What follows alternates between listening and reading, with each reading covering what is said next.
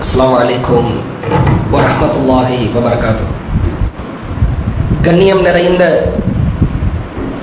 எல்லாம் வல்ல ஏக இறைவனின் அடியார்கள, தமிழ்நாடு தௌஹீத் ஜமாத் தருமபுரி மாவட்டத்தின் சார்பாக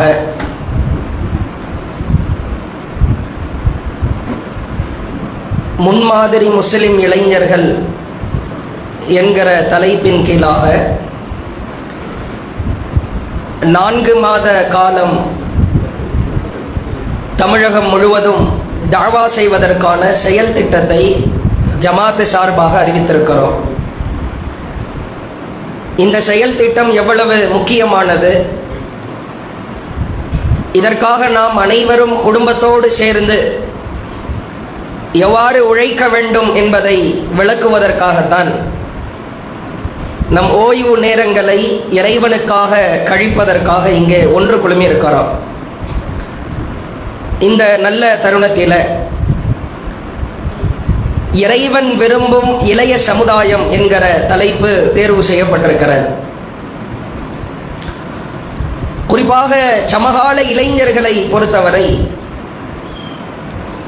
காலத்தின் சூழல் அதல பாதாளத்தில் அவர்களை தள்ளிவிடுவதை பார்க்கிறோம். ஒரு மனிதன் தானே நல்லவனாய் வாழ வேண்டும் என்று முடிவெடுத்தாலும் கூட அவனை வழிகெடுத்து நாசமாக்கி விடுகிற ஒரு மோசமான காலகட்டத்தில் தான் நாம் வாழ்ந்து கொண்டிருக்கிறோம்.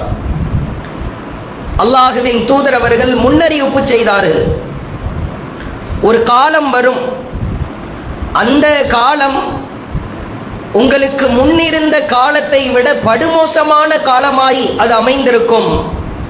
அப்படிப்பட்ட ஒரு சூழலை நீங்கள் அடைந்தால் மறுமையை எதிர்பார்க்கலாம் என்கிற முன்னறிவிப்பை அல்லாஹுவின் தூதர் செய்தார்கள்.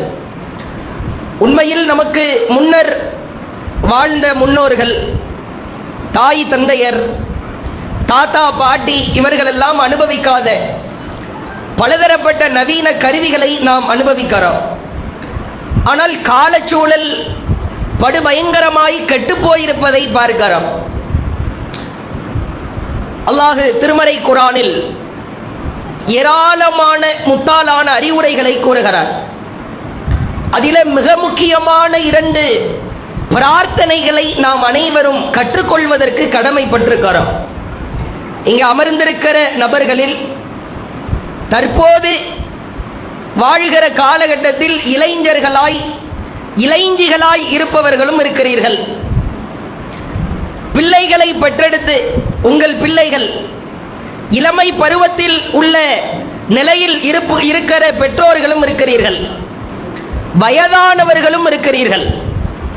நாம் உள்ளத்தில் ஆழ பதிய வைக்க வேண்டிய விஷயம் என்னவென்றால், என் குடும்பத்தை சார்ந்த எந்த ஒரு இளமை பருவத்தில் இருக்கிற ஆண் பிள்ளையோ பெண் பிள்ளையோ வழிகட்டு போவாமல் இருப்பதை நான் உறுதி செய்வேன். அவர்கள் இறைவனின் பாதையில் பயணிக்கிற அந்த பாதையை நான் சரி செய்வேன். அது நேரான பாதையா, வழிகட்டு போகிற பாதையா என்பதை நான் கூர்ந்து கவனிப்பேன் என்கிற சபதத்தை ஏற்க வேண்டும். இளமையை நாம் வீணடித்திருக்கலாம், இளமை போய்விட்டதே என்கிற கவலையில் கூட நாம் இருக்கலாம். போனது போனதாய் இருக்கட்டும். இறைவனின் அருளால் நம் பிள்ளைகளை சிறப்பிற்குரியவர்களாய் உருவாக்குகிற கடமையும் கட்டாயமும் நமக்கு இருக்கிறது. அல்லாஹ் திருமறை குர்ஆனில் முஃமின்கள் கேட்க வேண்டிய பிரார்த்தனையாய் இறைவன் கற்றுத்தருகிறார். ரப்பனா ஹப்லனா மின் அஸ்வாஜினா வ ذُرِّيَّاتِنَا குர்ரத அயுனின், இறைவா எங்கள் வாழ்க்கை துணைகளில் இருந்தும் எங்கள் சந்ததிகளில் இருந்தும் கண்குளிர்ச்சியை ஏற்படுத்துவாயாக. என் மனைவி கிட்ட இருந்தா, கணவனிடம் இருந்தா எனக்கு தலைவலி, டார்ச்சர், டென்ஷன் வரக்கூடாது. கண்குளிர்ச்சியை இறைவா நீ ஏற்படுத்து. இரண்டாவது அல்லாஹ் கேட்க சொல்கிறான், வஜஅல்னா லில் முத்தகீன இமாமா, நானும் என் குடும்பத்தாரும் நான் பெற்றெடுத்த பிள்ளைகளும் என் பெற்றோரும் இறையச்சவாதிகளுக்கு முன்னுதாரணமாய் இருக்க வேண்டும் இறைவா. அல்லாஹ் கேட்க சொல்கிறார். என் வாழ்க்கை துணையிலிருந்து, என் சந்ததிகளில் இருந்து எனக்கு கண்குளிர்ச்சியை ஏற்படுத்து. இந்த கண்குளிர்ச்சி எப்போது கிடைக்கும்? நாமோ நம்முடைய பிள்ளைகளா சந்ததிகளா இறைவனின் மார்க்கத்திலே வாழ்கிறோமா என்பதை உறுதி செய்கிற பொழுதுதான் கண்குளிர்ச்சி கிடைக்கும். இல்லைன்னா கும்மிருட்டில் வாழ்ற மாதிரி தான், வெளிச்சம் கிடைக்காது, நேர் வழி கிடைக்காது. அதே போன்று அல்லாஹ் கேட்க சொல்கிறான், நீ ஒவ்வொருவனும் கேள், நாங்கள் எங்கள் குடும்பத்தார் வஜஅல்னா லில் முத்தகீன இமாமா, இறையச்சவாதிகளுக்கு முன்மாதிரியாய் திகழ வேண்டும். இறையச்சவாதிகளுக்கு முன்மாதிரியாய் திகழ வேண்டும் என்றால் நாம் எப்படி எந்த நிலையில் இருக்க வேண்டும்? அப்படிப்பட்ட நிலையை ஏற்படுத்தி இறைவா என்று அல்லாஹ் கேட்க சொல்கிறார். முதலிலே இளைஞர்களை சீர்படுத்த வேண்டும், பிள்ளைகளை ஒழுக்கமாய் வளர்க்க வேண்டும், அவர்களுக்கு நவீன கருவிகளில் சாதனங்களில் கொடுப்பவற்றை கவனித்து கொடுக்க வேண்டும் என்பதையெல்லாம் உள்ளே செல்வதற்கு முன்பு அல்லாஹ்விடத்தில் பிரார்த்தனை செய்து விட்டோமா? இதுல ரொம்ப பலவீனமாய் இருக்கிறோம். ஆக பெரிய தூதர் இப்ராஹிம் அலைஹிஸ்ஸலாம் இறைவனின் நண்பர் தான். மூசா அலைஹிஸ்ஸலாம் அல்லாஹ் ஒருவரிடத்தில் நேரடியாய் பேசுகிறான் என்று சொன்னால் அப்படிப்பட்ட பாக்கியம் பெற்றவர். எந்த ஒரு காரியத்தை செய்வதற்கு முன்பு அல்லாஹ்விடத்திலே கோரிக்கை வைத்து விட்டோமா? என் புள்ள நல்லா இருக்கணும், ஒழுக்கமா இருக்கணும், சீரழிஞ்சிடக்கூடாது, என் குடும்ப மானம்லாம் கப்பல் ஏறிடக்கூடாது, இப்படி நினைத்தால் மட்டும் போதுமா? இதை நாம் சிந்தித்து கொண்டிருப்பதை விட படைத்தவனிடத்திலே அந்த கோரிக்கையை முதலிலே வைக்க வேண்டும். அழகான முன்மாதிரி மிக்க ஒரு சம்பவம். இப்ராஹிம் அலைஹிஸ்ஸலாம் குழந்தையை பெற்றெடுக்கிறார். அவர் பெற்றெடுத்ததோ தவ புதல்வர், ஜாடிக்கு ஏற்ற மூடி என்பார்கள். அப்படி ஃபிட்டா ரெண்டு பேரும் கேரக்டர்ல, தன்மையில கட்டுப்பட்டு நடப்பதில் ஒருவருக்கு ஒருவர் சளைத்தவர் இல்லை என்கிற வகையில் அல்லாஹ் பிள்ளையை கொடுக்கிறார், இஸ்மாயில் அலைஹிஸ்ஸலாம். இஸ்மாயில் அலைஹிஸ்ஸலாமை பெற்றெடுத்ததற்கு பிறகு இப்ராஹிம் நபி அல்லாஹ்விடத்திலே கேட்டார்களாம், ரப்பி ஹப்லி மினஸ் சாலிஹீன். இதை பெற்றெடுப்பதற்கு முன்பா பெற்றெடுத்ததற்கு பிறகு இறைவனிடத்திலே கேட்டுக்கொள்ளலாம், இறைவா நல்லவரிலிருந்து எனக்கு வாரிசை கொடு. நீ வாரிசை கொடுக்கிறதுக்கு முன்னாடி இந்த பிரார்த்தனையை கேள். வாரிசு கிடைத்ததற்கு பிறகு என் புள்ள நல்லவனா இருக்கணும் இறைவா. இதுவெல்லாம் நபிமார்கள் கேட்ட பிரார்த்தனை. இளைஞர்களை சீர்படுத்துவது காலத்திலே எவ்வளவு பெரிய கட்டாயம் என்பதை நாம் அனைவரும் உணர்ந்திருப்போம். இங்க ஒவ்வொருத்தருடையும் இப்ப கை உயர்த்த சொல்லி எத்தனையோ செயல் திட்டங்கள் எடுக்கப்பட்டது. முன்மாதிரி முஸ்லிம் இளைஞர்கள் என்கிற செயல் திட்டம் தேவைதானா என்று உங்களிடத்திலே கேட்டால் அப்படி ஆக்ரோஷப்பட்டு கண்டிப்பா தேவைதான் அப்படின்னு கத்த ஆரம்பிச்சிருவீங்க. அவ்வளவு முக்கியமான ஒரு செயல் திட்டம். முதலில் ஒவ்வொரு குடும்பத்தாரும் தன் பிள்ளைகளை, தன் வாரிசுகளை சீர்படுத்த வேண்டிய இடத்திலே இருக்கிறோம். ரெண்டு துவா இது அல்லாஹ் கிட்ட கேட்கிறது. ஃபர்ஸ்ட் வஜஅல்னா லில் முத்தகீன இமாமா. நான் மட்டுமல்ல, கிளையில நிர்வாகியாக இருக்கிறேன், பொறுப்பாளராக இருக்கிறேன், நிர்வாகி வைஃபா இருக்கிறேன். உங்க புள்ள அவன் தண்ணியை தெளிச்சு விட்டாச்சு, தொழ மாட்டான், ஃபஜ்ர் தொழ மாட்டான், தூங்குவான், கேம் அதிலே மூழ்கி கிடப்பான், போதை பொருளை உட்கொள்ளுவான். இது மாதிரியான ஷைத்தானிய வாரிசு எனக்கு இருக்கக்கூடாது. அதற்கு முதலில் அல்லாஹ்விடத்திலே கோரிக்கை வைக்க வேண்டும், இறைவா நானும் என் குடும்பத்தாரும் இறையச்சவாதிகளுக்கு முன்மாதிரியாய் திகழ வேண்டும் இறைவா. சொல்லுங்க, வஜஅல்னா லில் முத்தகீன இமாமா. இப்ப கேட்பேன், ஒவ்வொருத்தருடையும் கேட்பேன், இது தர்பியா தான், அதனால கவனிச்சு சொல்லுங்க. வஜஅல்னா லில் முத்தகீன இமாமா, வஜஅல்னா லில் முத்தகீன இமாமா. வெல்ல சேர்ந்து சொல்லுங்க, இன்னொரு தடவை சொல்லுங்க. எனக்கு டீ வர்றதுக்கு கொஞ்சம் லேட் ஆகுது, எல்லாம் அப்படி கொடை சாயிற மாதிரி இருக்குது. டீயை விட ரொம்ப இஞ்சி டீ வந்து கேள்வி கேட்கறது தான். சரி, இன்னொரு தடவை சொல்லுங்க. வார்த்தையோடு நின்று விடாமல் ஒவ்வொரு தொழுகையிலும் நீங்கள் கேட்க வேண்டும். அல்லாஹ் அதைத்தான் எதிர்பார்க்கிறார். நீ என்ன ரியாக்ஷன் கொடுக்கறியோ அதுக்கு தான் நான் பதில் கொடுப்பேன். நீ கம்முன்னு இருப்ப, ஆனால் என் புள்ள நல்லா இருக்கணும், அல்லாஹ் கிட்ட கேட்க மாட்டேன், புள்ள நல்லா இருக்கணும், கையேந்த மாட்டேன், புள்ள நல்லா இருக்கணும். எப்படி நல்லா இருப்பான்? ஆளானப்பட்ட நபிமார்களின் பிள்ளைகள் சீரழிவதற்கு வாய்ப்பில்லை தான். அல்லாஹ்வின் நாட்டத்தினால் அப்படியும் ஒரு மகன் சீரழிந்திருக்கிறார். நூஹ் நபியினுடைய மகன். எவ்வளவோ கெஞ்சினார், கதறினார். ஏன்னா அவ்வளவு பயப்படுகிறார்கள். நேர்வழி ஹிதாயத் என்பது நம் கரத்திலே இல்லை. நமக்கு ஒரு அசாத்தியமான ஒரு தைரியம். நம்ம புள்ள நாசமா போகுமா? கண்டிப்பா போகும். விதி எழுதுனது நாமா? விதியை கரங்களிலே ஏடுகளில் நாம் அமர்ந்து அருகில இருந்தோமா எழுதும் போது? அது என்ன ஒரு அசாத்தியமான தைரியம்? ஏன் புள்ளெல்லாம் போதை பொருளை சாப்பிடுமா? ஆமா, சேரக்கூடாதவனோடு சேர்ந்தா சாப்பிடுவான் தான். என் பிள்ளை எல்லாம் அந்நியர்களோடு அடுத்தவர்களோடு படிதாண்டுமா? தாண்டும். நீங்கள் கவனிக்காவிட்டால், அல்லாஹ்விடத்தில் கோரிக்கை வைக்காவிட்டால் கண்டிப்பாக நடக்கும். ஏன் இந்த கோரிக்கை வைக்கிறதுலயே இவ்வளவு தயக்கம்? இறைவா, நானும் என் குடும்பத்தாரும் என் பிள்ளைகளும் இறையச்சவாதிகளுக்கு முன்மாதிரியாய் திகழ வேண்டும். இறைவா கேட்க வேண்டும். இரண்டாவதா, இப்ராஹிம் அலைஹிஸ்ஸலாம் கேட்ட பிரார்த்தனை. அது குழந்தை பிறக்கிறதுக்கு முன்னாடி கேட்கிறதும் இருக்கிறது. புள்ள பிறந்ததற்கு பிறகு கேட்கணும். ரப்பி ஹப்லி மினஸ் சாலிஹின், இறைவா நல்லவரிலிருந்து வாரிசை கொடு. கொடுப்பதற்கு முன்னால் இருந்தால் நல்லவரிலிருந்து கொடு, கொடுத்ததற்கு பிறகு இருந்தால் என் வாரிசை நல்லவனாக ஆக்கு இறைவா. இந்த பிரார்த்தனையை கேட்டது இப்ராஹிம் அலைஹிஸ்ஸலாம். இப்ராஹிம் அலைஹிஸ்ஸலாம் இந்த பிரார்த்தனையை கேட்கிறார் என்றால் எவ்வளவு பெரிய செதுக்கப்பட்ட வரிகளாய் இந்த வார்த்தைகள் அமைந்திருக்கும். சொல்லுங்க, ரப்பி ஹப்லி மினஸ் சாலிஹின், ரப்பி ஹப்லி மினஸ் சாலிஹின். சொல்லுங்க எல்லாரும் சேர்ந்து, ரப்பி ஹப்லி மினஸ் சாலிஹின். சரி, நீங்க சொல்லுங்க பாய். ஃபர்ஸ்ட் சொன்ன துவா சொல்லுங்க. ப்ளூ கலர் ஷர்ட் நீங்க பின்னாடி, நீங்க உங்களுக்கு பின்னாடி ஃபர்ஸ்ட் துவா சொல்லுங்க. வஜஅல்னா லில் முத்தகீன. பின்னாடி யாராவது சொல்லுங்க. எல்லாரும் மறைகிற மாதிரி எல்லாம் இருக்குது. அவர் சொல்லுங்க பாய். சரி, ரெண்டாவது துவா ரப்பி. பெண்கள் சைடில் அப்படி கோரஸா சொல்லுங்க. ஃபர்ஸ்ட் துவா. இன்னொரு தடவை சொல்லுங்க. ரெண்டாவது துவா சொல்லுங்க. ரப்பி ஹப்லி. இன்னொரு தடவை. சரி, ஃபர்ஸ்ட் பாயிண்ட முடிச்சிருக்கிறோம். இரண்டாவது, அல்லாஹ் ஏராளமான உபதேசங்கள் இந்த இளமை பருவத்தில் இருப்பவர்களுக்கு உபதேசிக்கிறார். அதுல இந்த பருவம் ரொம்ப முக்கியமான ஒரு பருவம். 3 பருவமாய் அல்லாஹ் பிரிக்கிறார்.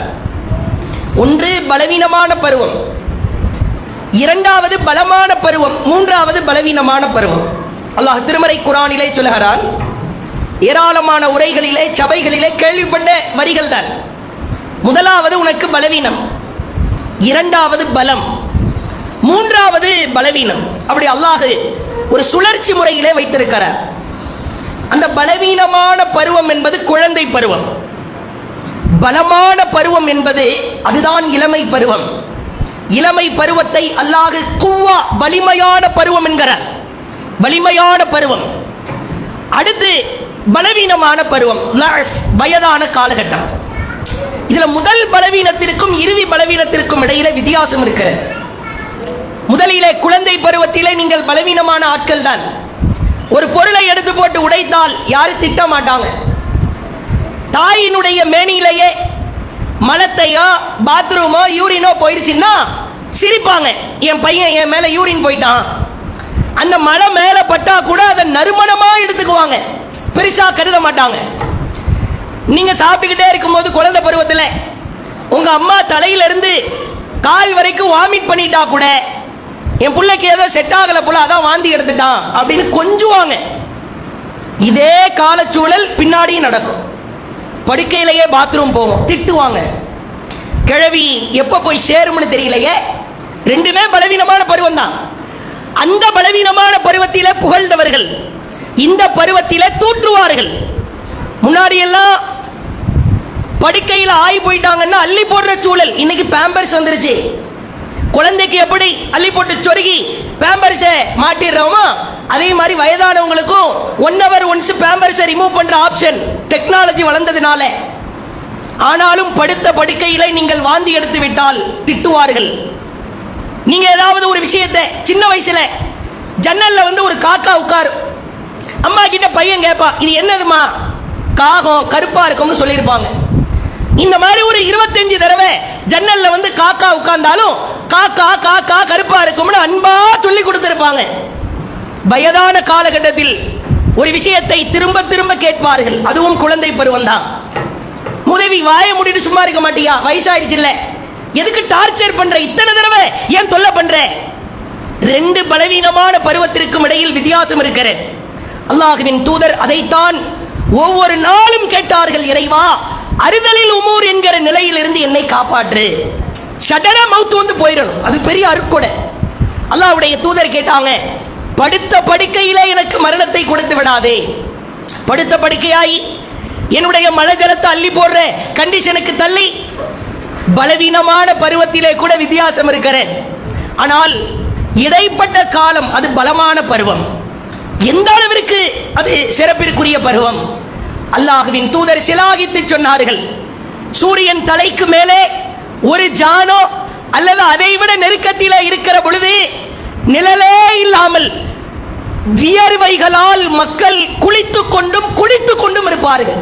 வாயளவுக்கு வியர்வை இருக்கும், குடிக்க ஆரம்பிப்பாங்க. நினைச்சு பார்க்க முடியுமா? வியர்வை, அந்த அருவருக்கத்தக்க வாடை, கேவலமாய் வீசுகிற அந்த துர்வாடை, அருகிலே செல்வதற்கு கூட அப்படியே ஒரு மாதிரி அந்த ஃபீலிங்கை சொல்லவே முடியாது. வியர்வையின் துர்வாடை ஆறுகளாய் ஓடி, அந்த ஆறுகளிலே ஒருவன் வியர்வையை குடிக்கிறான் என்று சொன்னால் கொடுமையின் உச்சம். அந்த நேரத்தில் அல்லாஹ் தன் அரிசிற்கு கீழே நிழல் கொடுக்கிற ஒரு பாக்கியம் நிறைந்த பருவம் இளமை பருவம். அல்லாஹ்வின் தூதர் சொன்னார்கள், ஷாப்புன், 7 சாரார், 8 சாரார், 9 சாரார் என்று பல செய்திகள் வருகிறது. 7 சாராருக்கு அல்லாஹ் நிழல் கொடுக்கிறான், 8 சாராருக்கு கொடுக்கிறான். ஒரு செய்தியில் 9 சாரார் என்றும் வருகிறது. அதிலே முக்கியமான ஒரு பாக்கியம் பொருந்திய ஒரு பருவம் ஷாபுன், இளமை பருவம். இளைஞர்கள் நஷா ஃபி இபாதத்தி ரப்பி, தன்னுடைய வாழ்நாளை இறைவனின் மார்க்கத்திற்காக அல்லாஹ்விற்காக எவர் கழித்தாரோ அந்த பருவம் தான். அற்புதமான ஒரு செய்தி. அரிசி நிழல் கிடைக்கிற பாக்கியம் இப்பொழுது உறுதி செய்யுங்கள். கண் குளிர்ச்சியா அல்லாஹ் எப்படி உறுதி செய்ய சொல்றானோ, என் வீட்டில் வளருகிற இளைஞர் பெண்மணி அரிசி நிழலை பெற்றுவாரா? நம்மளாம் 50 வயசு ஆயிருச்சு, 60 வயசுல இருக்கிறோம், அல்லது 40-45 வயசுல இருக்கிறோம். என் பிள்ளைக்கு இப்பதான் 20 வயசு, 25 வயது. இப்பொழுது அவள் அரிசியில் நிழலை பெற்று விடுவாரா? உறுதி செய்ய வேண்டிய கட்டாயத்திலே இருக்கிறோம். அல்லாஹ் திருமறை குர்ஆனிலே சில மனிதர்கள் மறுமையிலே புலம்புவார்களாம். அப்பொழுது அல்லாஹ் சொல்கிறான், அதஹபதும் தய்யிபாத்திக்கும் ஃபி ஹயாத்திக்கும் துன்யா, உங்களது உலக வாழ்விலே உங்களுக்குரிய நல்லவற்றை நீங்கள் வீணாக்கி விட்டீர்கள். வஸ்தம்தஅதும் பிஹா ஃபல்யௌம், சுகபோகத்தை அனுபவிக்க வேண்டும் என்று ஆசைப்பட்டீர்கள். உனக்கு எவ்வளவோ நல்ல வாய்ப்பை கொடுத்தேன், அதை நீ வீணடித்து விட்டாய். சுகபோகத்திலே மூழ்க வேண்டும் என்று நீ விரும்பி விட்டாய். துஜ்ஸௌன அதாபல் ஹூன், இழிவு நிறைந்த வேதனையும், பிமா குன்தும் தஸ்தக்பீரூன ஃபில் அர்த் பிகைரில் ஹக், உண்மையை எடுத்துரைக்கிற பொழுது பெருமை கொண்டு ஆணவம் கொண்டு அதை நீ ஏற்க மறுத்ததும் இப்பொழுது உனக்கு இழிவு நிறைந்த வேதனை கிடைக்கும் என்று அல்லாஹ் எச்சரிக்கிறார். உலக வாழ்க்கையில அல்லாஹ் கொடுக்கிற அந்த நல்லறத்தை, வாய்ப்பை நாம் வீணடித்து விடக்கூடாது. சொன்னார்கள், நீங்கள் பார்க்கலாம், ஒரு விமான விபத்து நடக்கிறது, எதிர்பார்த்திராத ஒரு விபத்து, மரணம் எப்பொழுது வேண்டுமானாலும் வரலாம். 11 குழந்தைகள் அந்த விமானத்திலே பயணித்தார்கள். வெள்ளை வெளேரென்று விமானத்திலே ஏறியவர்கள் ஏறிய அடுத்த 1 மணி நேரத்திலே கரிக்கட்டையாய் மாறிவிட்டார்கள். இதான் வாழ்க்கை. வாழ்க்கையின் உச்சபட்ச வேதனை என்ன தெரியுமா? நான் செத்ததற்கு பிறகு, மரணித்ததற்கு பிறகு என் பிரேதத்தை கூட என் உறவினர்களால் பார்க்க முடியாமல் ஒரு கிலோ கறியை கைமா போட்டு வெட்டி பொட்டலமா கொடுத்தா எப்படி கொடுப்பாங்களா, அந்த மாதிரி ஒரு செத்த பிரேதத்தை உடலை கொடுப்பதை விட கொடுமை எதுவுமே கிடையாது. எரிஞ்சு கறிக்கட்டையா ஆயிட்டாங்க. டிஎன்ஏ டெஸ்ட் மூலமா தான் பாடியை கண்டுபிடிக்க முடியும். முகம் தெரியல, கைகால் அடையாளம் தெரியல. தந்தை இறந்துட்டா மகனுடைய டிஎன்ஏ வச்சு கண்டுபிடிக்கிறாங்க. மகன் இறந்துட்டா தாயினுடைய டிஎன்ஏ வச்சு இதான் உங்க உடல்னு ஏதோ கணிப்பு தான். அவன் எதை சொல்றானோ அதை வாங்கிட்டு வந்து அடக்கம் பண்ணணும், எரிக்கணும், சாம்பல் தான். இதை விட உச்சபட்ச கொடுமை என்ன இருக்க முடியும்? அல்லாஹ் பார்க்க சொல்கிறான், பார், உன் அருகிலே நடக்கிற நிகழ்வுகளை பார், அலட்சியமா இருக்காதே, செத்து போயிருவடா. ஏற்கனவே நன்றாய் கவனிக்க வேண்டும். இதே ஏர் இந்தியா விமானம் டெல்லியில் இருந்து அகமதாபாத் வரை 2.5 மணி நேரம் பயணிச்சுட்டு சூப்பரா வந்து இறங்கிருச்சு. அகமதாபாத்தில் 1 hour ரெஸ்ட் டைம். அதுக்கப்புறம் லண்டனுக்கு போகணும். அல்லாஹ் உடைய சோதனையை பாருங்கள். டெல்லி டு அகமதாபாத் வரைக்கும் சின்ன கோளாறு கூட இல்லை. அதே மாதிரி டேக் ஆஃப் ஆகி வந்து இறங்குது. இந்த விமானத்தை ஓட்டிய பைலட் 9,000 மணி நேரம் விமானத்தை ஓட்டிய அனுபவம் பெற்றவர். சாதாரண ஆள் கிடையாது. 9,000 hours. 9,024 ஆளை டிவைட் பண்ணி வகுத்து பாத்தீங்கன்னா ஒரு 400 நாள் வரும். 400 நாட்கள் ஒருத்தர் தொடர்ச்சியா விமானம் ஓட்டுனா அதுல எவ்வளவு அனுபவசாலியா இருப்பானோ. 400 நாள் அவ்வளவு ஒரு அனுபவசாலி தான் விமானத்தை ஓட்டுற. அவன் சொன்ன இறுதி வாசகம் நீங்கள் பார்க்கலாம். மேலே ஏறுகிறது, விமானம் அப்படியே தள்ளாடுது. மேடே மேடே என்று கத்திவிட்டு இறுதியாய் சொல்கிறான், ஓ மை காட், கடவுளே. அவ்வளவுதான், நேர போய் சொருகிருச்சு. அனைவரின் கதையும் முடிந்து விட்டது. கனப்பொழுதிலே வாழ்க்கை முடிந்துவிடும். இதை சொல்லி வளர்க்க வேண்டும். பெற்றோர்கள் குறிப்பாக உங்கள் பிள்ளைகளுக்கு சுகத்தை கொடுப்பீர்களோ இல்லையா, சொத்தை கொடுப்பீர்களோ இல்லையா, பொருளாதாரத்தை கொடுப்பீர்களோ இல்லையா, மார்க்க ஒழுக்க விழுமியங்களை மறக்காமல் கொடுத்து விடுங்கள். இல்லை என்றால் அவ்வளவுதான், நிலைமை கேள்விக்குறியாகிவிடும். அல்லாஹ் நமக்கு கொடுத்திருக்கிற பேர் அருளை நினைத்து பாருங்கள். இங்கே அமர்ந்திருப்பவர்கள் ஒரு 50 வயதை தொட்டவர்கள், 40 வயதை தொட்டவர்கள் இருப்பீர்கள். கடந்த காலத்தில் இவ்வளவு சாப்பாடு நமக்கு கிடைச்சதா? இவ்வளவு ரகரகமான ஆடைகள் அணிந்தோமா? எனக்கு விவரம் தெரிந்து என்னுடைய பெற்றோர்கள் கிழிந்த ஆடைகளை அணிந்த உறவினர்களை எல்லாம் நானே பார்த்திருக்கிறேன்.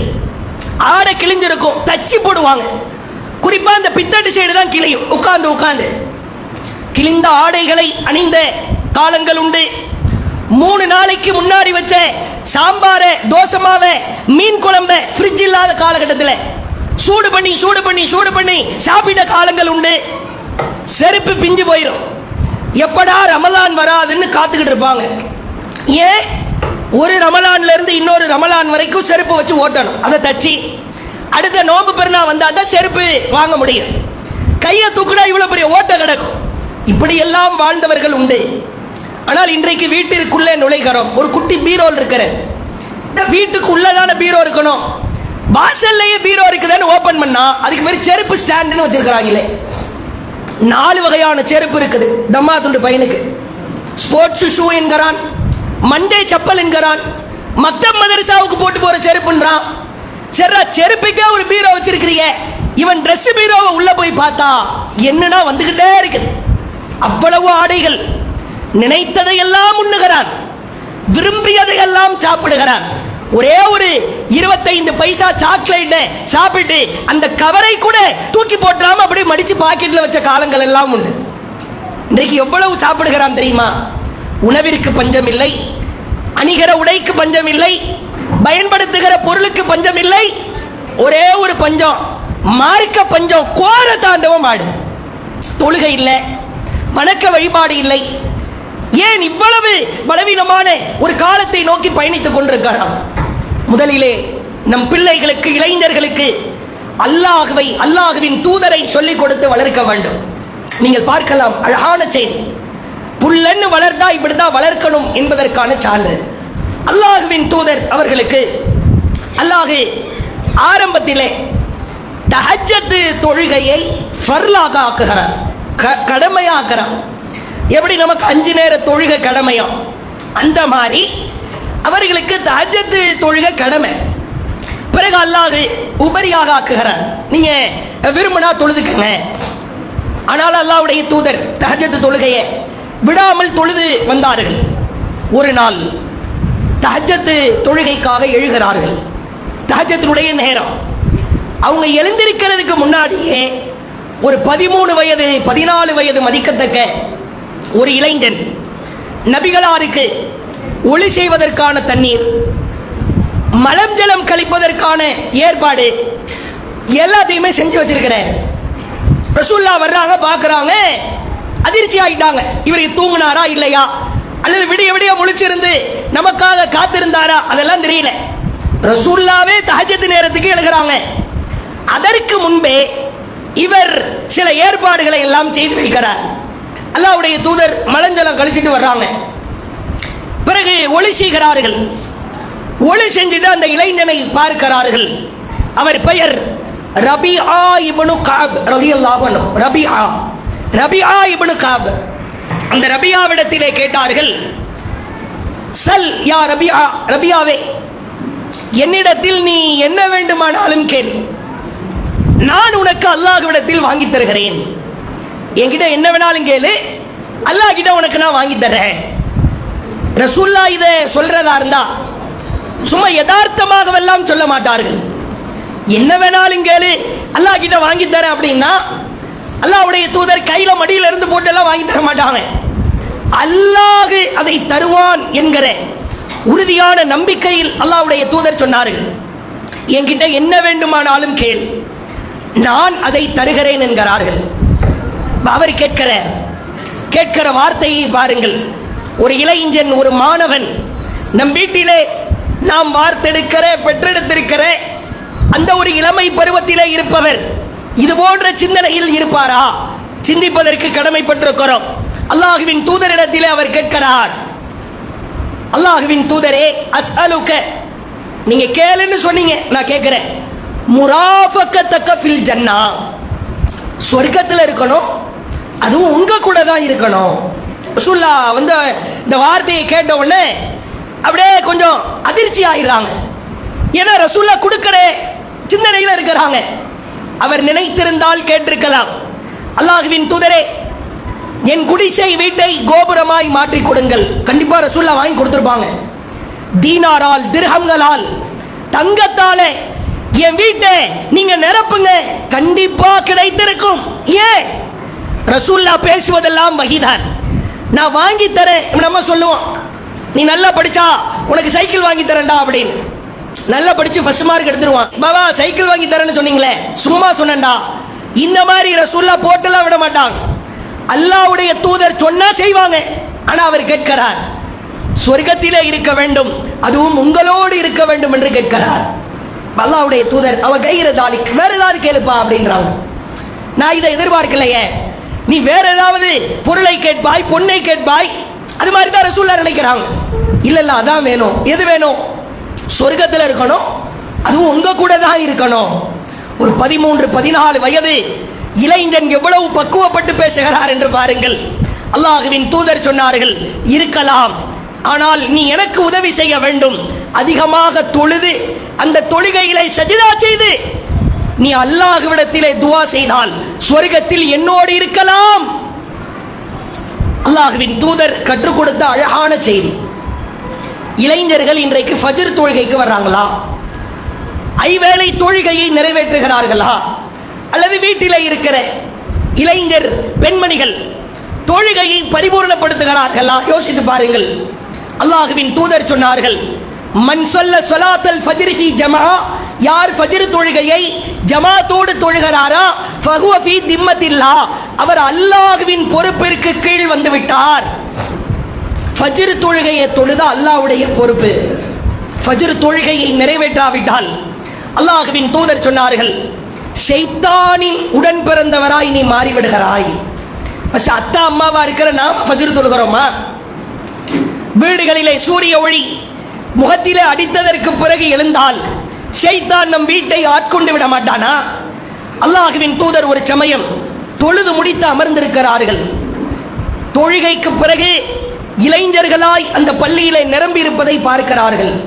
அல்லாஹ்வுடைய தூதர் சொன்னாங்க, தொழுகைக்கு வந்திருக்கிற, ஃபஜ்ர் தொழுகைக்கு வந்திருக்கிற இந்த இளைஞர் சமுதாயத்தை வைத்து யாரெல்லாம் ஃபஜ்ர் தொழுகையை நிறைவேற்றவில்லையோ அவர்களின் வீடுகளுக்கு சென்று வீடு முழுக்க விறகால் நிரப்பி அவர்களை வீட்டோடு கொளுத்த எண்ணுகிறேன் அப்படின்னாங்க. யாரை வைத்து? ஃபஜ்ர் தொழுகைக்கு வந்திருக்கிற என் இளைஞர் சமுதாயத்தை வைத்து நான் கொளுத்த நினைக்கிறேன் என்று அல்லாஹ்வின் தூதர் போர் பிரகடனம் செய்தார்கள் என்று சொன்னால், இளைஞர்களிடத்திலே சொல்லிக் கொடுங்கள். நீ ஃபஜ்ர் தொழுகலையா, உன் படிப்பு உருப்படாதுடா, உன் வேலை உருப்படாது. நீ ஃபஜ்ர் தொழுகலையா, அந்நாளில் அல்லாஹ்வின் அருளை நீ இழந்து விடுவாய். அல்லாஹ்வுடைய அருளை பெற முடியாது. தோல்விக்கு மேல் தோல்வி ஏற்படும், டார்ச்சர் ஏற்படும், சோதனையை நீ அனுபவிப்பாய். அல்லாஹ்வின் தூதர் மரண தருவாயில் கூட 2 பெரு விரல்கள் கீழே உரசியவாறு தொழுகைக்கு வந்தார்கள். மகனே, நீ கூத்தடித்து விட்டு, கும்மாளம் அடித்து விட்டு, இரவு முழுக்க கதை பேசிவிட்டு, மொபைல் போன்களை 1 மணி வரை 2 மணி வரை பயன்படுத்திவிட்டு ஃபஜ்ர் தொழுகையை புறக்கணிக்காதே, சொல்லிக் கொடுத்து வளருங்கள். அதே மாதிரி சமகாலத்தில் நவீன கருவிகள் பிள்ளைகளை அடிமையாக்கி சித்திரவதை செய்வதை பார்க்கிறோம். இன்ஸ்டாகிராம்னு ஒரு கேவலமான ஒரு அப்ளிகேஷன். சில நன்மைகள் இருக்கலாம், இது மாதிரி ஒரு கேடுகட்ட அப்ளிகேஷன் உலகத்தில் வரவே முடியாது. கண்டவனோடு அவன் ஆம்பளையா பொம்பளையா ஆனா பெண்ணா அதெல்லாம் தெரியவே தெரியாது. யார் யாரு கூட வேண்டுமானாலும் பேசிக்கொள்ளலாம், என்ன வேண்டுமானாலும் செய்து கொள்ளலாம். அந்நியர்களோடு பேசலாமா? அது ஆண் நண்பராயிருந்தாலும் பெண் நண்பராயிருந்தாலும் தனிமையில பேசுவதற்கு மார்க்கம் அனுமதிக்கிறதா? நைட்டு 1 மணிக்கு போர்வைக்குள்ள இருந்து லைட் வருது. இவர் என்ன மக்கா இமாமுடைய கிராத்து கேட்டுக்கிட்டு இருக்கிறாருன்னு நம்பணுமா நம்ம? அல்லது ஒரு ஆக்ரோஷமான பயானை கேட்டு உள்ளத்தை பக்குவப்படுத்துகிறார், தக்குவாவை வளர்க்கிறாரு அப்படின்னு நாம எடுத்துக்கணுமா? ஏன்னா 1 மணிக்கு என்ன கருமத்துக்கிட்ட போர்வைக்குள்ள இருந்து லைட் வருது, ஏதோ ஒன்று நடக்குது, ஏதோ பார்க்கிறான், யாரோட பேசுகிறான், ஏதோ ஒரு காரியத்தை செய்கிறான். அல்லாஹ்வின் தூதர் சொன்னார்கள், ஆழமாய் சிந்திக்க வேண்டும். யாருக்கு 2 பெண் குழந்தைகள் இருக்கிறதோ அந்த இருவரை ஒழுக்கமுள்ள மார்க்கப்பட்டுள்ள பிள்ளைகளாய் யார் வார்த்தெடுக்கிறாரோ அந்த பெற்றோர் மறுமையில் வருவார், நானும் வருவேன். அல்லாஹ்வின் தூதர் சொன்னார்கள், ஜா யௌமுல் கியாமா, அந்த 2 பெண் குழந்தைகளை பெற்றெடுத்த பெற்றோர் வருவார், ஒழுக்கமாய் வளர்த்தெடுத்த பெற்றோர் வருவார், மார்க்கத்தை கொடுத்து வளர்த்த பெற்றோர் வருவார், நானும் வருவேன். எப்படி வருவோம் தெரியுமா? ஆனா இந்த 2 விரலை காட்டி சொல்றாங்க, நான் இங்கே இருப்பேன், அவர் என் அருகிலே இப்படி இருப்பார். சற்று ஆழமாய் சிந்தித்து பாருங்கள். இந்த 2 விரலை நீங்கள் விரித்தாலும் கூட எத்தனை சென்டிமீட்டர் அளவு விரிஞ்சு போயிடும், விரல் தான் உடை. இந்த 2 விரலுக்கு இருக்கிற கேப் 1 கிலோமீட்டரா 5 கிலோமீட்டரா? மிக நெருக்கமான இடைவெளி. அல்லாஹ்வின் தூதரின் அருகிலே இருப்பதற்கு நாம் என்ன போர்க்களத்திலே கலந்து கொண்டு உயிரை கொடுத்தோமா? அல்லாஹ்வின் தூதரின் அருகிலே இருப்பதற்கு இரவு முழுக்க நின்று தஹஜ்ஜத் தொழுதோமா? அல்லாஹ்வின் தூதரின் அருகிலே இருப்பதற்கு உபரியான நோன்புகளை எல்லாம் நோற்றோமா? பெண் குழந்தையை நீ பெற்றெடுத்தாய், ஒழுக்கத்தை கற்றுக் கொடுத்தாய், மார்க்கத்தை கற்றுக் கொடுத்தாய், என் அருகிலே இருப்பாய். இந்த பாக்கியமெல்லாம் நமக்கு கிடைக்க வேண்டுமானால் மொபைல் போனை பயன்படுத்துகிற விஷயத்தில் பிள்ளைகளை கண்காணியுங்கள். சமகாலத்திலே நடக்கிற சில நிகழ்வுகள் எல்லாம் பயமாயிருக்கிறது. ஒரு இஸ்லாமிய பெண் பச்சையாய் பேட்டி கொடுக்கிறார், நான் ஒரு முஸ்லிம் பெண் தான், ஆனால் நான் ஒரு மாற்று மதத்திலே இருக்கிற ஒருவனை அந்த மதமுறைப்படி திருமணம் முடிக்க வேண்டும் என்று நான் விரும்புகிறேன். ஒரு முஸ்லிம் பெண் சொல்கிறார். இதே போன்று நீங்கள் சமூக வலைதளங்களில் எத்துணை நிகழ்வுகளை பார்க்கலாம் தெரியுமா? சில நிகழ்வுகள் எல்லாம் வேதனையா இருக்கிறது. முகத்தை மூடி மூடி பொத்தி பொத்தி வளர்த்த பிள்ளை திடீரென்று அடுத்த மதத்தவனோடு கைகோர்த்து நிற்கிற. முதலிலே மார்க்கத்திலே முகம் மூடுவதற்கு அனுமதி கிடையாது. அல்லாஹ்வின் தூதரின் நேசத்திற்குரிய மகள் ஃபாத்திமா ரலியல்லாஹு அன்ஹா கூட முகெல்லாம் மூடினது கிடையாது. முகத்தை மூடுகிறார்கள், முகத்தோடு சேர்த்து மூளையும் சேர்த்து மூடிடுறான். மார்க்கத்தை கற்றுக் கொடுக்கவில்லை. ஒரு 6 மாதத்திற்கு முன்பு நடைபெற்ற சம்பவத்தை பார்க்கலாம். போலீஸ் ஸ்டேஷன் வாசல்ல காவல்துறை அதிகாரிகளுக்கு முன்பு ஒரு இஸ்லாமிய பெண் கழுத்திலே மாற்று மத முறைப்படி திருமணம் முடித்தவளோடு நிற்கிறாள். பக்கத்தில் அவனை பார்த்தா கரண்டு கம்பத்தில் அடிபட்ட காக்கா மாதிரி இருக்கிறான். இவளை பார்த்தால் அவ்வளவு வெள்ளை வெளேர் என்று பாதாம் பிஸ்தா என்னென்ன தேன்லாம் இருக்குதோ எல்லா தேனையும் ஊட்டி வளர்த்துருப்பாங்க. மார்க்கத்தை மட்டும் சொல்லலை, மற்ற எல்லாத்தையும் கொடுத்துருக்கிறாங்க. இஸ்லாத்தை மட்டும் சொல்லி வளர்க்கலை. ஒரு கட்டத்திலே உருது பேசுகிற ஒரு குடும்பமா இருக்கிறது. அந்த உருதிலே சொல்லுகிறார்கள், கெஞ்சுறாங்க, பார்த்தாலே புரியுது. ஒரு கட்டத்தில் அந்த பெண்ணை பெற்றெடுத்த தாய் மார்க்கம் புரியாமல் அந்த பெண்ணின் காலிலே போய் விழப்போகிறாள். வேணா இவன் வேணா, நீ வந்துரு, வீட்டுக்கு வந்துரு, காலிலே விழப்போகிறாள். இதெல்லாம் எவ்வளவு பெரிய வேதனை, வேதனையின் உச்சமா இல்லையா? நம் பிள்ளைகளுக்கு நீங்கள் சுகத்தை கொடுப்பதை விட, சொத்தை கொடுப்பதை விட மான மரியாதையை சொல்லிக் கொடுத்து வளர்க்க வேண்டும். நீ ஒருவேளை இஸ்லாத்தை கடைபிடிக்காமல் வாழ்ந்தால் ரெண்டு கேவலம். ஒன்னு இஸ்லாத்திற்கு கேவலம், இன்னொன்னு உன்னை பெற்றெடுத்தவர்களுக்கு கேவலம். ஒரு தண்டை சொத்து இல்லை, சம்பாதிச்சுக்கலாம். பதவி இல்லை, திரும்பவும் பெற்றுக்கலாம். சொத்து போனா திரும்ப வரும், பதவி இல்லையா திரும்ப வரும். சொந்த வீடு இல்லையா வாங்கிக்கலாம். மானம் போயிடுச்சுன்னா திரும்ப வருமா? சொத்து மாதிரியா, சொந்த வீடு மாதிரியா? இதையெல்லாம் சொல்லிக் கொடுக்க வேண்டிய கட்டாயத்திலே இருக்கிறோம். இறுதியாய் ஒரே ஒரு செய்தியோடு நிறைவு செய்கிறேன். அப்துல்லா என்கிற ஒரு நபித்தோழர், அப்துல்லா, இவருக்கு 9 பெண் குழந்தைகள். ஆழமாய் கவனிக்க வேண்டும். வாழ்ந்தால் இப்படி வாழ வேண்டும், செத்தால் இப்படித்தான் சாக வேண்டும் என்பதற்கு உதாரணம் ஒரே ஒரு ஆண் மகன், அவர் பெயர் ஜாபிர். 9 பெண் குழந்தை, ஒரே ஒரு ஆண் மகன், மூத்த மகன். உஹது போர்க்களம் நடக்குது.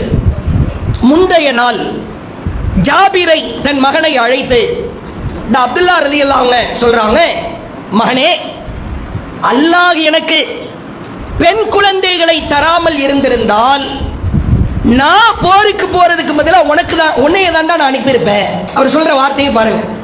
ஏன்னா எனக்கு கொஞ்சம் வயசாயிருச்சு, 9 பெண் குழந்தை இருக்குது, அதை பாதுகாக்க வேண்டிய இடத்தில் திடகாத்திரமாய் நீ இருக்கிறாய். ஒருவேளை பெண் குழந்தைகள் இல்லாமல் இருந்தால் எனக்கு பதிலாக உன்னைய தான் நான் அனுப்பியிருப்பேன் அப்படின்ற. அடுத்து சொல்லுகிறார், நாளை உஹது போரிலே கொல்லப்படுகிற நபர்களில் ஷஹீதாக்கப்படுறதுல முதல் நபராக நான் தான் இருப்பேன் என்று என் உள்ளம் சொல்கிறது. அல்லாவுக்காக போகும்போது அல்லாஹ் உள்ளத்தில் சில செய்திகளை எல்லாம் காட்டுவார். அப்துல்லாஹ் ரலியல்லாஹு அவர்கள் சொல்லிவிட்டு அடுத்து சொன்னார்கள், மகனே, ஒரு தந்தை மகனுக்கு இடையே இருக்கிற ஒரு பிணைப்பை பாருங்கள். மகனே, இந்த உலகத்தில் முஹம்மது நபிக்கு பிறகு ஒருவரை நான் உயிராய் விரும்புகிறேன் என்றால் அது நீதான்பா.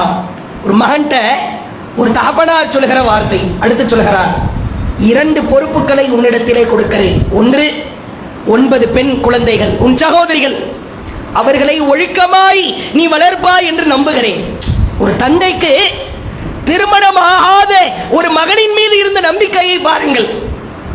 இந்த மாதிரி நம்ம புள்ள இருக்குமா? அவன்கிட்ட நம்ம பொண்டாட்டியோ புள்ளையோ ஒப்படைச்சுட்டா நடுத்தருவில் நிறுத்தாம பார்த்துக்குவானா? அப்படியெல்லாம் நிறைய பேர் இல்லை, பொறுப்பே இல்லை, குடும்பத்தின் மீது அக்கறை இல்லை. அடுத்து சொல்லுகிறார், எனக்கென்று சில கடன்கள் இருக்கிறது, அதை நீ அடைத்து விடு. எனக்கு சொத்து இருக்குது, வீடு வாங்கி வச்சிருக்கிறேன், அதெல்லாம் நீங்க பார்த்து பக்குவமா பிரிச்சுக்கங்க. இவ்வளவு நகை இருக்குது, பணம் இருக்குது, அதே நீங்க எல்லாரும் நல்லபடியா பிரிச்சுக்கங்க. அப்படி சொல்லல அவரு. கடன் இருக்குது. இன்னைக்கெல்லாம் நம்ம மௌத்தா போனா நம்ம கடன் அடைக்கிற லெவலில் நம்ம புள்ள இருக்கான்னு நினைக்கிறீங்க? அவனே ஊர்ல ஊர்பட்ட கடன் வாங்கி வச்சிருக்கிறான். ஒரு கடிச்சு போட்ட துண்டு பீஸ் ஆப்பிள் போனை வாங்குறதுக்கு இஎம்ஐல போய் வாங்குறான். ஒரு ருக்கூலையே போயிட்டு இருக்கிற ஒரு பைக்கை வாங்குறதுக்கு 3 லட்சம் ரூபாய் செலவு பண்றான். அவனுக்கே நாம் பல செலவினங்களை செய்ய வேண்டியது இருக்கிறது. இந்த 2 பொறுப்புகளையும் பெற்றுக்கொண்டு தந்தை உஹது போரிலே கலந்து கொள்கிறார். அவர் சொன்னது மாதிரியே முதலாம் நபராய் கொல்லப்படுகிறார். அல்லாஹ் காப்பாற்ற வேண்டும். பத்ரு போர்க்களத்தில் காஃபிர்கள் கடுமையா அடி வாங்கிட்டாங்க. வெறி, எப்படா அடுத்த போர் நடக்காது, முஸ்லிம்களே தீர்க்கலாம் என்கிற வெறி. எனவே உஹது போரிலே இறந்த ஜனாசாவை கூட விட்டு வைக்காமல் உடல்களை எல்லாம் சிதைக்க ஆரம்பிச்சாங்க. அப்துல்லாவுடைய உடலை பார்ப்பதற்கு மகன் ஜாபிர் வந்தார். போர்வையால் மூடப்பட்ட நிலையில் தந்தையின் உடல் இருக்கிறது. மகன் தான், இளைஞர் தான், குடும்ப பொறுப்பே தலை மீது சுமத்தப்பட்ட நிலையில், தந்தையும் இல்லாத நிலையில் தந்தையின் உடலை இறுதியாய் பார்த்து விடலாம் என்று வருகிறார். குடும்பத்தாரெல்லாம் தடுக்கிறாங்க. உன்னால பார்க்க முடியாதுப்பா. அவர் பார்க்கிற நிலையில இல்லை, அவருடைய உடல் ரொம்ப கோரமா இருக்கிறது. ஜாபீர் சொல்ற, நான் பொறுத்துக் கொள்கிறேன், எங்க அத்தா ஷஹீதாக்கப்பட்டதை நான் ஏற்கிறேன், இறுதியா ஒரே ஒரு தடவை பார்த்துக்கிறேனே, வேண்டாம் பார்க்க வேண்டாம்னு இடுப்பை பிடிச்சிக்கிட்டு விட மாட்டாங்க அவர் சொந்தக்காரங்கெல்லாம். ரசூல்லா வர்றாங்க, விடுங்கன்னு சொல்லி அவரை கையை பிடிச்சி அழைச்சிட்டு வந்து போர்வையை விளக்கி காட்டினால் கண்கள் இடத்திலே குழி கிடக்கிறது, கண் இல்லை. மூக்க அறுத்துட்டாங்களே, இதை நீங்க மனக்கண்ணுக்கு முன்னாடி கொண்டு வாங்க. மூக்கையும் அறுத்தாச்சு, உதடுகளை அறுத்து விட்டார்கள், 2 காதுகள் அறுக்கப்பட்டு கைகளில் பாதிகள் இல்லை. நேற்று இரவு, முந்தைய சில இரவுகளுக்கு முன்னால் முகத்தோடு, அழகிய முகத்தோடு, முகத்திலே மூக்கோடு, உதடோடு, காதோடு பேசிய தந்தையை ஜனாசாவின் நேரத்திலே பார்க்கிறார். அப்படியே முண்டமா பிண்டமா, மூக்கு காது உதடெல்லாம் இல்லாம இருக்கிற பொழுது அவரால் தாங்க முடியல, கதறி அழுகிறார். ரசூலுல்லாஹ் அவரை தடவி கொடுத்துட்டு சொல்றாங்க, தபுக்கி அவுலா தபுக்கி, நீங்கள் அழுங்கள் அல்லது அழாமல் இருங்கள். நீ அழுதாலும் சரி அழாவிட்டாலும் சரி, இங்க ஒண்ணு நடந்துகிட்டு இருக்குது. என்ன தெரியுமா? உன் தந்தையை குழிக்குள்ளே வைத்து மண்ணை அள்ளி போடுகிற வரைக்கும் அல்லாஹ் வானலோகத்தில் இருந்து வானவர்களை அனுப்பி உன் தந்தையின் ஜனாசாவிற்கு அல்லாஹ் வானவர்களின் இறகுகளால் நிழல் கொடுக்க சொல்லி இருக்கிறான். நீ அழுதாலும் சரி அழாவிட்டாலும் சரி, இது இப்போது இங்கே நடக்கும். ரசூலுல்லாஹ்வுடைய ஆறுதல், வானவர்கள் நிழல் கொடுத்தார்கள். பிறகு அந்த ஜாபீரை பாருங்கள், துடிப்பான இளமை பருவம், அழகிய முகம் கொண்ட தோற்றம் கொண்ட ஒரு இளைஞர். அவர் செய்த காரியம் என்ன தெரியுமா? 9 சகோதரிகளுக்காக ஏற்கனவே திருமணமாகி விதவையாய் கணவனை இழந்த ஒரு பக்குவப்பட்ட ஒரு பெண்ணை திருமணம் முடிக்கிறார். விதவை பெண்ணை கல்யாணம் பண்ற, ஏற்கனவே கல்யாணம் ஆகி அவரை விட வயதில் மூத்த ஒரு பெண்ணை திருமணம் முடிக்கிறார். அவர் அதற்கு சொன்ன காரணம், என் சகோதரிகளுக்கு தலைவாரி விட வேண்டாமா, என் சகோதரிகளுக்கு பணிவிடை செய்ய வேண்டாமா, அதற்கு ஒரு பக்குவப்பட்ட ஒரு பெண் வேண்டாமா, அதனால தான் விதவை பெண்ணை முடிச்சேன். பிள்ளையை இப்படி வளர்க்கணும், வளர்க்க முடியுமா? நம்ம பிள்ளைங்க இப்படி எல்லாம் வளருவாங்களா? சடனா கணவரோ அத்தாவோ இறந்துட்டாரு, இப்ப புள்ள கையில பொறுப்பு போனா அவன் உருப்படியா அந்த குடும்பத்தை சரி செய்வானா? எப்படி செய்வான்? இவன்தான் வணக்க வழிபாடு இல்லையே, அல்லாஹ்னா யாருன்னு தெரியல, அல்லாஹ்வுடைய தூதர்னா யாருன்னு தெரியல. ஒருவேளை அல்லாஹ்வுடைய நாட்டம், நம்ம கணவர் இறந்துட்டாரு, எப்ப வேணாலும் நடக்கலாம் தானே. அத்தா மௌத்தா போயிட்டா கூட அவருக்கு ஜனாசா தொழுகை வைக்க வேண்டும், இவனுக்கு தான் முதல் உரிமை. அந்த ஜனாசா தொழுகை தான் அவருக்கும் இவருக்குமான இறுதி கடமை. அந்த தொழுகையில ஓதக்கூடிய துஆவாவது இவனுக்கு தெரியுமா? ஜனாசா தொழுகையில ஓதுற துஆவாவது ஓதி தொலைவப்பானா? அல்லாஹ்வுடைய தூதர் சொன்னாங்க, அந்த துஆ ரொம்ப அற்புதமான துஆ, அந்த துஆவை நீங்கள் உலமாறு கேளுங்கள். பேந்த பேந்த முழிக்கிறான். ஹஜ்ரத் ஆலிம் சார், நீங்களே தொலை வச்சிருங்க. ஏண்டா, எனக்கு சூரா ஃபாத்திஹாவை தவிர ஒன்றும் தெரியாது, மீதி 3 தக்பீர்ல எங்க அத்தாவுக்கு என்ன துஆ ஓதணும்னு தெரியாது. பரவாயில்லடா, தமிழ்லயே கேளுடா. என்ன தமிழ்லயே கேளு? தமிழ்ல கேட்கலாம், எது வரைக்கும்? சாகிற வரைக்கும் தமிழ்ல கேட்கணுமா? முயற்சி செய்ய மாட்டோமா? என் தந்தை மரணித்ததற்கு பிறகு அதற்கு என் புள்ள துஆ ஓதுவானா? நீங்க உறுதிப்படுத்தினீங்களா?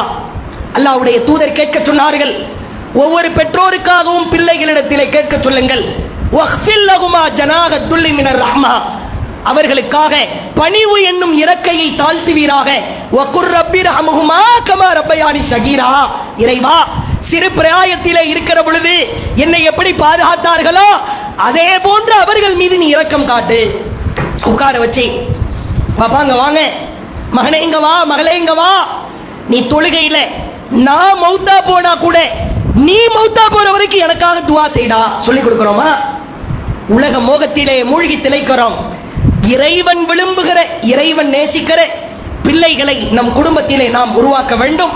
பேச வேண்டிய செய்திகள் ஏராளமானவை இருந்தாலும் இந்த செயல் திட்டம் எவ்வளவு முக்கியத்துவம் வாய்ந்தது என்பதை இந்த செய்திகளின் மூலமாய் நீங்கள் நிச்சயம் உணர்ந்திருப்பீர்கள். அல்லாஹ்விடத்தில் பிரார்த்தனை செய்வோம், நம் பிள்ளைகள் மார்க்கப்பட்டுள்ள பிள்ளைகளாய் வளர்கிறார்களா, பயணிக்கிறார்களா என்பதை ஒவ்வொரு பெற்றோரும் உறுதி செய்வோம். வஜஅல்நாலில் முத்தகீன இமாமா, இறைவா இறையச்சவாதிகளுக்கு முன்னுதாரணமாய் எங்களை ஆக்கி இறைவா, எங்கள் குடும்பத்தை ஆக்கி இறைவா. ரப்பி ஹப்லி மினஸ் ஸாலிஹீன், நல்லவரிலிருந்து எனக்கு வாரிசை கொடு இறைவா என்று அல்லாஹ்விடத்திலே திரும்ப திரும்ப திரும்ப கேட்போம். அல்லாஹ் இறைவன் விரும்புகிற ஒரு மகத்தான பிள்ளைகளாய் நம் பிள்ளைகளை உருவாக்குவானாக. ஆகிர் தஅவானா அல்ஹம்துலில்லாஹி ரப்பில் ஆலமீன். அஸ்ஸலாமு அலைக்கும் வரஹ்மத்துல்லாஹி வபரகாத்துஹு.